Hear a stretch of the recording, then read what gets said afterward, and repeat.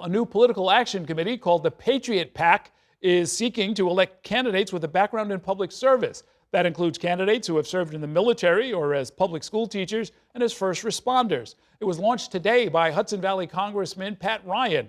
The PAC's goal is to raise more than $2 million for 50 New York-based candidates all around the state in this election cycle. Next year, the PAC hopes to endorse 250 candidates all around the country. Joining me now to talk more about it is Congressman Pat Ryan himself. He's a Democrat who represents New York's 18th congressional district. That includes all or part of Orange County, as well as parts of Dutchess and Ulster County in the Hudson Valley. Welcome back to the program. Good to see you. Thanks for having me. What made you decide to do this? This is a big project.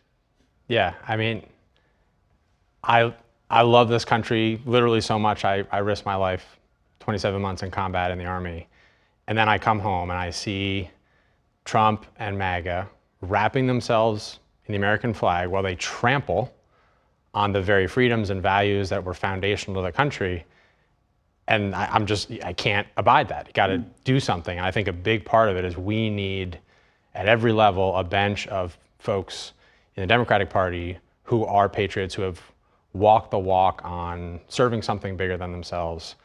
So we're trying to do that with this PAC and build this really like a vanguard, I think, given the moment we're in. What is it about those, I guess, the ones that you're most familiar with, the people who have served in the armed forces? What would make somebody who was successful there hesitant about stepping into public life? Yeah, when I first ran for office was 2017 and 18. I had no clue what I was doing. I'd served in the military. I'd actually run 2 companies. I had no idea what politics or campaigns were about. And that's the case for a lot of folks that have done other public service but not been political. So everything from how do you run a campaign, how do you know who to call or raise the funds you need for the campaign, all those components to really help guide people and create an access point for those kind of folks. If my mom's a retired public school teacher, folks like that who, how do we get more of them into the political sphere? And in the end, is the world of politics all that different from, say, office politics or military politics, where I understand there is some backstabbing and deal making and other stuff that goes on? Right now, anyway, it's a lot worse. I mean, I think that's a big part of the problem.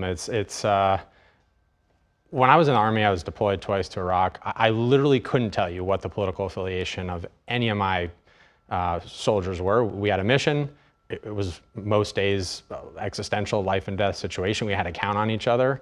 And, you know, similar if you're a nurse in the ER, if you're a firefighter running into a burning building. And that ethos, it matters, and we really need more of that ethos in our politics. And there's even academic studies that actually show particularly veterans are more effective legislators because they're able to build consensus, work across the aisle, so we certainly need that too. There was a time in my lifetime that you could not expect to go very far in politics if you didn't have some kind of public service, preferably military service. That has changed, though, in the last generation, hasn't it?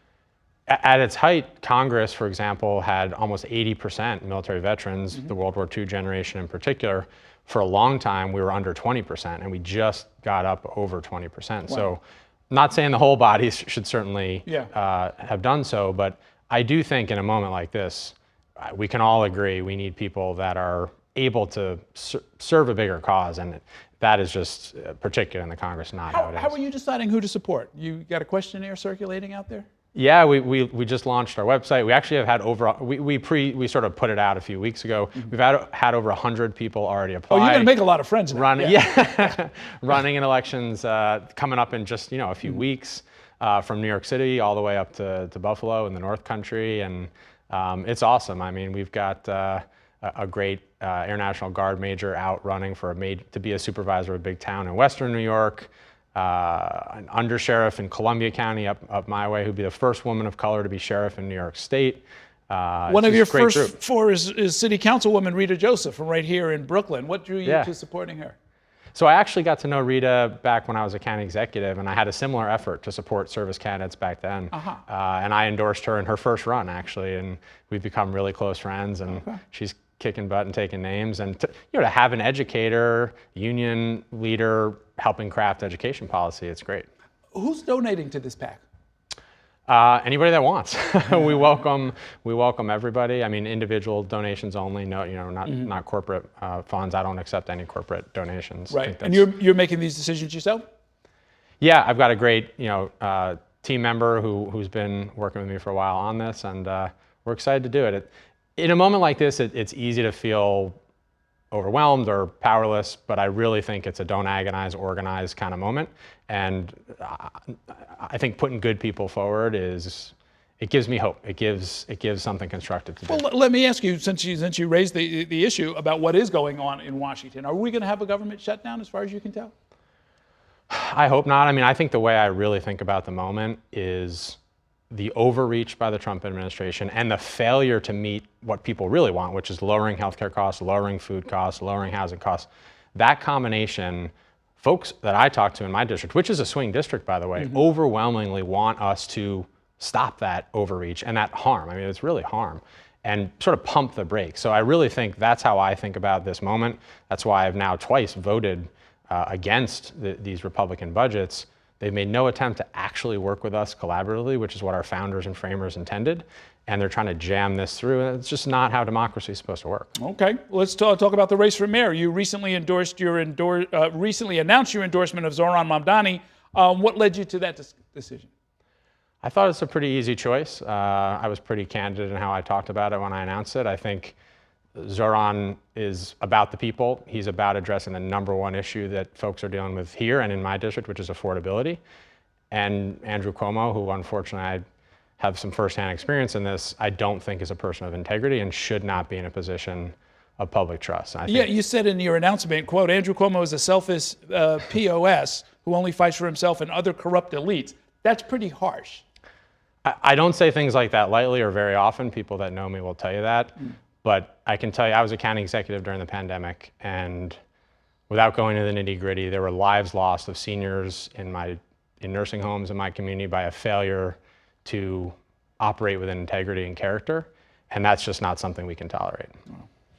Hakeem Jeffries, your Democratic conference leader, was asked again, I guess he gets asked a couple of times a day, morning and night, about whether he's going to support, or who he's going to support for mayor. Let's take a look at what he had to say this morning. I'm curious if you have a time frame for weighing in on the New York City mayor's race. We're a month out from the start of early voting. Soon. What does that mean, though? You've been saying soon for several months. So I have not been saying soon for several months. Before or after the shutdown fight? Sooner rather than later. Will that complicate it if there's a shutdown? How you weigh in on New York? No.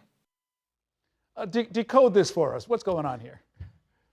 Hakeem Jeffries is a phenomenal leader. He's focused where he needs to be, which is, I mean, it's an existential battle right now, particularly on healthcare, where if Republicans get their way, the $1 trillion they cut from Medicaid, that's going to, in my district, for example, mean over 100,000 kids without care. That's going to mean seniors in assisted living not having health care. That covers 40% of births across the country. That's at risk, plus an attempt to jack up costs on the Affordable Care Act that we're trying to fight back on. So I mean, he's rightly, I think, focused there. That's a national fight. He's the leader of our party, and he's doing a great job. And well, I'm sure he'll, as he said, he'll let us know when he's ready. Well, now this question of who to support for mayor has been on the table since June when we settled our primary. And let me try out something on you. You tell me if I'm on the right track. It seems to me that he's got national politics that he's concerned about, not just the shutdown fight, but the effort to try and win back the House next year. And that who he endorses and what he stands for, and frankly, what the party wants to align itself with, will matter. And it will play out very differently, outside of New York. And he's sort of still trying to manage that process. Yeah, I mean, again, I'll let him. I'm very careful to not speak for anybody other than myself. I'll let him speak for that. I mean, I can say I'm in one of those battleground districts outside of the city, up in the Hudson Valley. And you don't think this is going to hurt you in a swing district?